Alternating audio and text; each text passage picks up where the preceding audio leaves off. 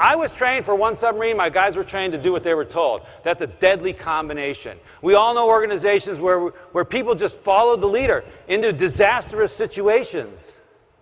So I got my guys together and I said, hey, we got a problem here. I was trained for another submarine. You're trained to do whatever nonsense comes out of my mouth. That's right, Captain. I mean, they knew. They already knew. I was pretty much talking to myself. So I said, what are we going to do? What are we going to do, guys? And we talked about it. Okay, what I really wanted to do was get ready for the inspection. But we were sitting in the wardroom. We spent a couple hours. We were talking about it. And we came up with all these different things. And, well, you Captain, you just got to be smarter. You got to give better orders. It's like, well, how am I going to learn a whole nuclear submarine, miles of valves and pipes? I spent a year learning Olympia, 2 weeks over here. So in a year, we'll be safe? That's not going to work. We had to deploy the submarine in 6 months. So we talked about it, and they said, okay, there's only one logical solution. We figured it out. You, they're pointing at me, you shut up. What do you mean? That's not what captains do. That's not what captains of nuclear submarines do. They walk around. They give orders. They sound like Russell Crowe. Head 2/3, dive, make it up 500 feet. Helm left 15 degrees rudder, steady course 255. Load torpedoes and tubes 1, 2, 3, and 4.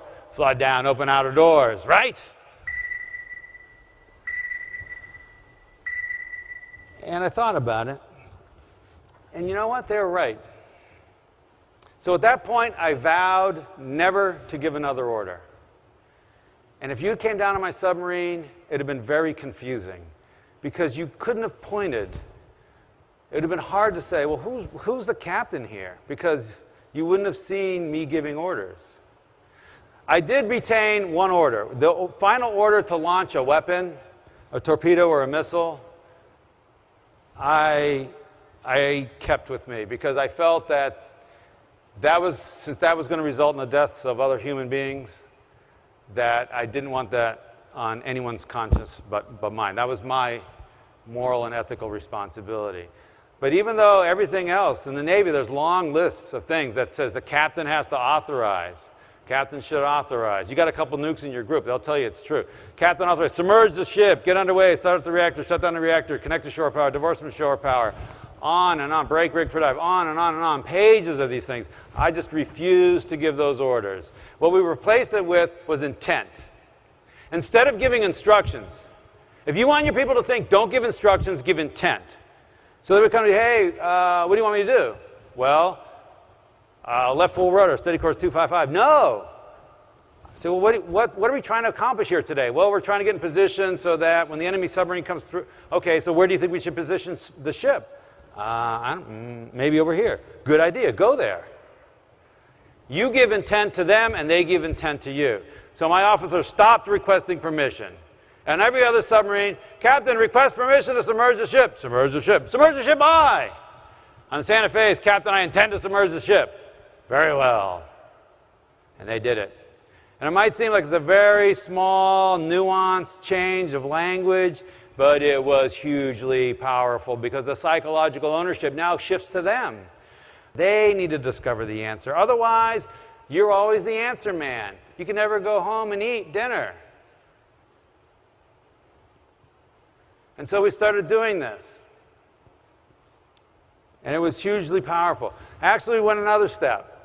Then I got smarter and I said, when the officer said, Captain, I intend to submerge the ship, I would ask him, well, what do you think I'm thinking right now? And he'd look at me, hard to tell. I'm guessing you're wondering whether it's safe. Bingo! I said, well, convince me it's safe. He said, Captain, I intend to submerge the ship. All men are below, hatches are shut, ship's rigged for dive. I checked the bottom depth. The submarine's in the water that's been assigned to us. Then later I would ask them, is it the right thing to do? And they would say, well, yes, sir, because our mission requires that we... And these are the two pillars that I think support this idea of giving control. These are the two pillars that need to be in place. The technical competence, which is represented by, is it safe? And the organizational clarity, which is represented by, is it the right thing to do? And you put those things in place, and then you can give control. And you give control, and you put those things in place. And you are off to the races. So think about what's happening now. My officers are starting to think like me, because I have to think like, where should we do the ship? And so the guys below them. Now this took 24 hours to happen. It took a couple years for the full implementation, but immediately there was change. The officers started thinking like me, and so pretty soon I could go in the engine room, find the engine room lower level watch who was taking logs in the lube oil pumps, and he would know what the submarine was doing. He would know whether we were up tight, close to the enemy, and it was time to stay quiet, or whether we had backed out a little bit, and this may be a good time to change filters and make a little bit of noise. A year later, we received another inspection. A year later, we received an inspection. The inspecting team gave us the highest grade they had ever seen. Not that year, not in the Pacific, ever seen. Why? I mean, this crew had a captain who was a dummy. It's because that needle started moving up. And on another submarine, there was one guy in charge, one guy giving orders, one guy thinking, and 134 people doing what they're told. I don't care how smart you are. On my submarine, I got 135 thinking, active, passionate, creative, proactive, taking initiative people. It's a tidal wave. You don't stand a chance.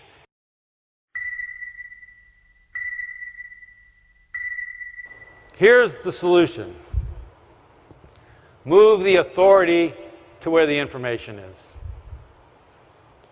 You mean the software engineer can decide whether we ship the software? Yeah. You mean the client, my salesman can close the deal? Well, up to $1,000. No. Yes. Whatever the price? Yes. What does it take to make that happen? Now, if you're picturing a lot of people out there doing crazy things and a bunch of arrows going in a bunch of different directions, you have the wrong picture. You create the environment so that those people are out there making decisions as if the CEO were standing right behind them. And if it's not the same decision, it's actually a better decision because they have the information. And not only will you get better speed of execution, because now you don't have this delay, what happens is those people feel like they matter because they're thinking. You engender thinking. You create the environment for thinking. The secret is, nothing I said is hard. There's nothing hard. The only thing that's hard is you. It will feel wrong. You've been genetically and culturally programmed to take charge and make it happen. Take control and attract followers. And what you want is to give control and create leaders. It will feel wrong, and you will repeatedly start down this path if you so choose, and then you'll be angry at yourself like I was. And you will have a failure, and you'll go back to the old ways. And you will pick yourself up, and you will go again, and you will go again. And by doing so, you will achieve the greatest thing possible. You will have achieved greatness, not because of the deeds and acts that you did, but because you set an environment where the people around you and their families and their schools and their organizations and their businesses, they've achieved greatness. That will be the greatest thing of all. Go forth and be great.